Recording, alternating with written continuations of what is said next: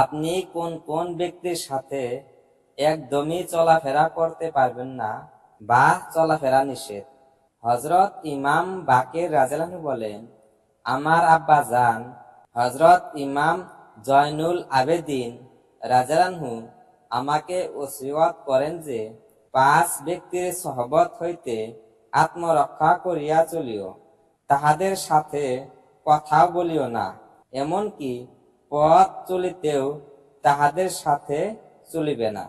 Number 1, ফাসেক ব্যক্তি, কেননা সে তোমাকে এক লোকমার বিনিময়ে বরং তাহার চেয়ে কমেও বিক্রি করিয়া দিবে।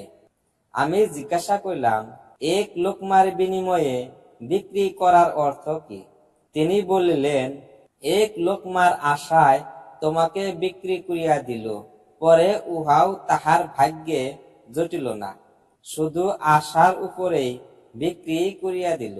নাম্বার 2, কৃপণ ব্যক্তি, কৃপণ ব্যক্তির ধারের কাছেও যাইও না, কেননা সে তোমার সহিত সম্পর্ক ছিন্ন করিবে যখন তোমার খুব প্রয়োজন ছিল।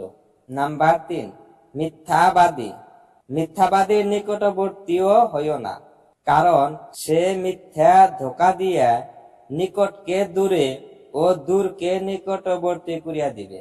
নাম্বার 4, বেকুব ব্যক্তি, বেকুবদের নিকট দিয়া চলিও না, কারণ সে তোমার উপকার করিতে গিয়া অপকার করিয়া বসিবে। নাম্বার 5, আত্মীয়তার সম্পর্ক ছেদকারীদের ধারের কাছেও যাইও না, কারণ কোরআন শরীফের 3 জায়গায় আমি তাহাদের উপর লানত আসিতে দেখিয়াছি।